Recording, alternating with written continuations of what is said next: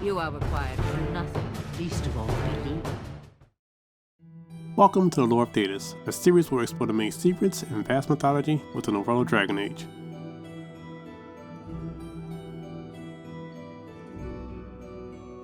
Today's topic, the Tevinter Imperium. The first known and oldest surviving nation in Thedas, where magic is the law of the land and blood its currency. To know the history of humans, we must first begin with the history of the Imperium. It was in the 3100 ancient that humans first arrived at Thedas.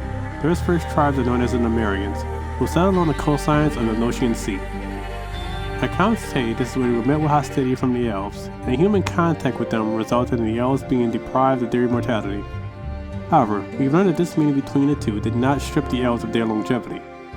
Yet this fear and misinformation led to the elves distancing themselves from the humans, thus giving the Numerians opportunity to colonize and expand into the continent. Near negative 2800 ancient, it is believed that the old gods first began to speak to humans from the Golden City, and taught the dreamers magic, thus creating the first mages. These mages became the priests and rulers among their tribes, eventually leading to the Numerians' tribes splitting into 4 kingdoms: Numerian, Burin, Tevinter, and Barinder. However, negative 1610 ancient, the latter of these tribes, Barinder, mysteriously disappeared, supposedly destroyed by the old god Dumat for slighting his high priest, or so legends say. Then, in negative 1595 ancient, the first priest of Dumat, Talcian, claimed to have been contacted by Dumat and learned blood magic, to which he proclaimed himself king of Numerian. While Talcian is often credited as the first blood mage, the mages of the Imperium Chantry now believe that blood magic was learned from the elves, rather than the old gods.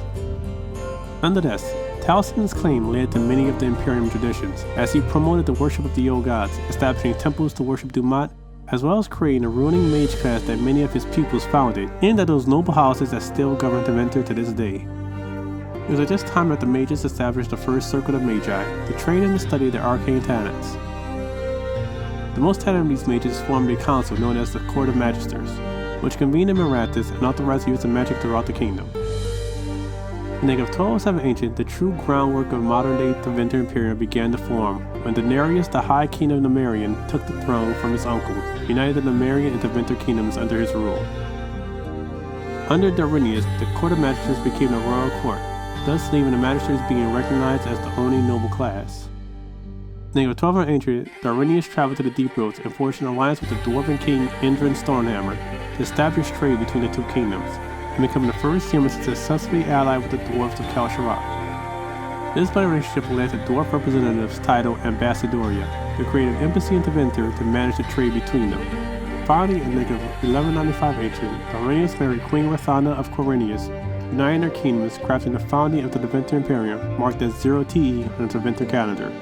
Darwinius then declared himself the first Archon.